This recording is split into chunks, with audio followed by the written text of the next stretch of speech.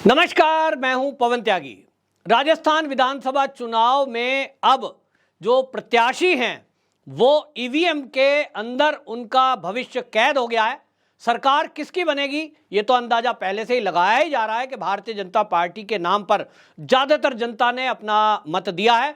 जैसा कि सुबह से पोलिंग बूथों के बाहर देखा गया, लोग जो है भारतीय जनता पार्टी के जो बूथ थे, जो एजेंट बैठे हुए थे बाहर, उनके पास भारी भीड़ दिखाई दे रही थी। वहीं कांग्रेस के जो कार्यकर्ता थे वो साइड में अकेले बैठे हुए दिखाई दिए। ये बता रहा था कि माहौल किस तरह से चल रहा है। दूसरी तरफ सुबह से ही ये चीजें देखने के लिए मिली कि कांग्रेस के जो कई प्रत्याशी हैं वो बूथ कैप्चरिंग की शिकायत करते हुए नजर आए। यहां तक कि एक मंत्री ने तो जानलेवा हमले तक की शिकायत कर दी। अब ये चीजें तब दिखाई देती हैं जब आदमी बौखलाहट में होता है। एक मंत्री जिसके पास सुरक्षा भी है, कार्यकर्ता हैं, अब उसके ऊपर बीजेपी वाले हमला क्यों करेंगे भला? तो बीजेपी के नेताओं का कहना है कि देखिए ये सब इसलिए हुआ है कि वो फर्जी एक वोट था, उसको पड़वाने के पक्ष में थे।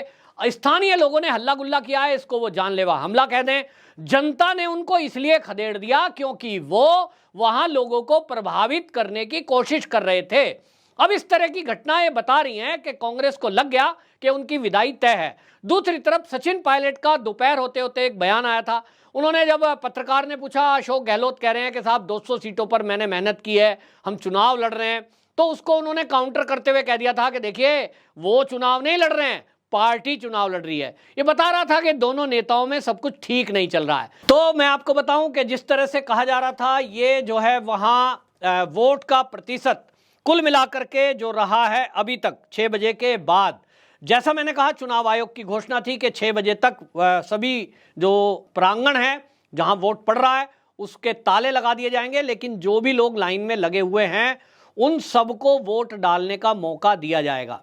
जहां तक 6 बजे तक की खबर है उसके अनुसार लगभग 68% वोट पड़ा है, लेकिन जो लोग लाइनों में लगे हैं वो इतनी बड़ी संख्या है कि एक अंदाजा लग रहा है कि ये 70% को पार कर जाएगा। यानी कहीं ना कहीं 70.1 या 71% वोट ये हो सकता है, एक अनुमान ऐसा जताया जा रहा है।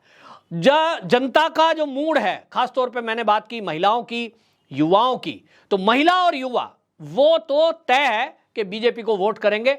युवाओं का पेपर लीक मामला था, महिलाओं के लिए सुरक्षा का मामला था, महिलाओं के लिए पानी एक मुद्दा था, और इसके कारण से बड़ी संख्या में इस बार पहली बार जो वोटर है, जो पहली बार वोटर बना है, आप 18 साल से लेके और जो अभी नई आयु के हैं 30 साल तक का जो है वो 1,70,99,334 वोट, इसमें 18 साल से लेके 30 साल के आयु वर्ग के लोग थे। अब ये अपने आप में बहुत बड़ा निर्णायक वोट है, और ये जो वोट है यहां कांग्रेस के विरुद्ध पड़ा है, क्योंकि ना कोई मोबाइल की योजना काम आई है अशोक गहलोत की, ऐसा दिखाई दे रहा है। यहां केवल मुद्दा पेपर लीक है, केवल मुद्दा लड़कियां जो थी कॉलेज गोइंग, उनसे जब पत्रकारों ने बात की तो उनके लिए महिला सुरक्षा एक मुद्दा रहा है।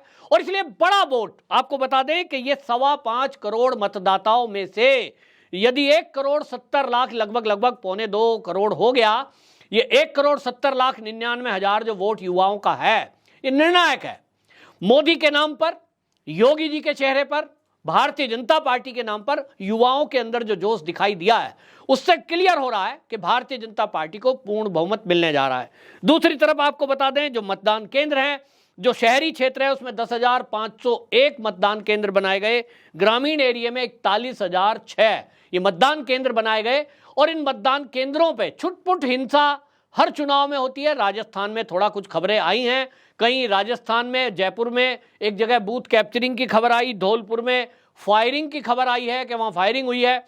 अब देखिए जिस राज्य में कांग्रेस की सरकार रही हो, लॉ एंड ऑर्डर के नाम पर कन्हैया लाल जैसी हत्याएं हो जाती हों, उसमें क्या उम्मीद की जा सकती है पुलिस से, क्या वहां प्रशासन से? गुंडा राज खुलकर था। तो अभी बीजेपी की दरकार इसीलिए है कि ये जो गुंडागर्दी है ये कम हो सके, और इसीलिए जनता ये कह रही है कि देखिए जहां भी ये सब हुआ है ये कांग्रेस के लोग हैं जो बौखलाए हुए हैं, और ये चाहते नहीं है कि वोट आराम से पड़े, बदनाम कर दिया जाए। क्योंकि जब जा रहे हैं, हार रहे हैं, तो एक बहाना तो चाहिए, कहेंगे साहब बीजेपी वालों ने बूथ कैप्चरिंग कर ली, जबकि ये संभव नहीं है। बूथ के बाहर केंद्रीय सुरक्षा बल तैनात हैं, बूथ के बाहर पुलिस तैनात है राज्य की, पुलिस को भी ये पता है कि बदलाव होने जा रहा है, तो कोई रिस्क नहीं लेगा। हाँ, कुछ जगह ऐसी होती हैं जहाँ, लेकिन गांव में फेस टू फेस लोगों को एक दूसरे को पहचानते हैं। जातिगत अगर समीकरण की मैं बात करूं तो वो हमारे भारत के अंदर विकास कम, जाति ज़्यादा चलती है। लेकिन यहाँ भी एक देखने लायक बात होगी कि 40 सीट, जैसा कि मैंने पहले भी बताया, गुजर बहुल एरिया की हैं, जिसमें सचिन पायलट की वजह से वो वोट बीजेपी को शिफ्ट होता दिखाई दिया है बड़ी संख्या में। ये कह दिया जाए कि मात्र 5 से 10% गुजर, 15% मैक्सिमम अगर मैं कहूँ तो ये गुजर केवल कांग्रेस की तरफ जाते हुए दिख रहे हैं। वहाँ भी, वो भी उस जगह जहाँ गुजर ही उन्होंने प्रत्याशी उतारा है।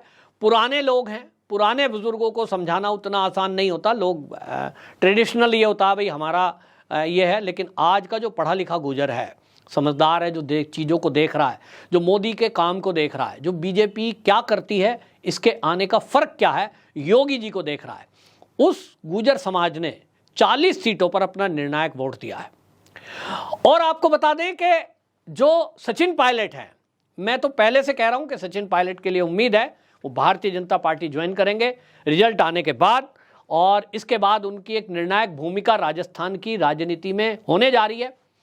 बीजेपी उनको पूरा सम्मान देगी यदि वो गुलामी की मानसिकता से बाहर निकलकर अपनी एक नई पारी खेलने का मन बना रहे हैं। इससे बीजेपी को भी फायदा होगा कि उनके साथ युवा गुजर जुड़ेगा, और सचिन पायलट को भी फायदा होगा कि उनके जीवन में जो बेहतरीन पारी अभी आगे की बची है, अभी काफ़ी आयु है, युवा हैं, तो उनके लिए भी अच्छा रहेगा। और बाकी चीज़ें मैं आपको बता दूं कि यहाँ एक दलित वोट भी है। दलित वोट बैंक जो है वो भी अभी तक कांग्रेस के खाते में जाता था, कांग्रेस इसको अपना मानती ही थी। हम तो बचपन से देखते आ रहे हैं, दलित माने कांग्रेस को वोट, लेकिन अभी वो वोटर भी बदला है। उसका मूड इसलिए बदला कि महीने में जो राशन मिल रहा है फ्री, वो जो पिछले 3 साल से मिल रहा है और अगले 5 साल के लिए है, वो बहुत बड़ा, गरीब आदमी के लिए तो बहुत बड़ा मुद्दा है। सरकारी योजनाएं पूरी तरह से इंप्लीमेंट नहीं हो पाई हैं केंद्र की, उसके बावजूद भी लोगों को उम्मीद है कि यदि सत्ता परिवर्तन होता है, कांग्रेस के बजाय बीजेपी आ जाती है, तो वो सुविधाएं भी उनको मिलने लगेंगी जो भाजपा शासित राज्यों में योगी जी के शासन में मिल रही है, चाहे मध्य प्रदेश में मिल रही है। विकास का मुद्दा भी महन रहा है, लेकिन भ्रष्टाचार कांग्रेस के नेताओं ने उजागर किया है। तो वोटरों का कहना यह है कि भ्रष्टाचार के मुद्दों को देखते हुए जनता ने अब ऐसी सरकार के लिए वोट किया है, यानी बीजेपी के लिए वोट किया है, जिससे उम्मीद यह है कि वो यदि सत्ता में आएंगे तो डबल इंजन की सरकार डबल तेजी से राजस्थान का विकास करेगी। तो कुल मिलाकर भारतीय जनता पार्टी के खेमे में खुशी दिखाई दे रही है, और जो आकलन अपना अपना कर रहे हैं उससे यही चीज़ें सामने आ रही हैं कि भारतीय जनता पार्टी जो पहले से दावा कर रही है कि 130 से अधिक सीटें लाएंगे, अभी तक ऐसा दिखाई दे रहा है कि भारतीय जनता पार्टी का दावा सच होता दिखाई दे रहा है। आप में से जो राजस्थान के दर्शक हैं, कमेंट बॉक्स में बताएं कि जो मेरा आकलन है उसमें आपकी क्या राय है।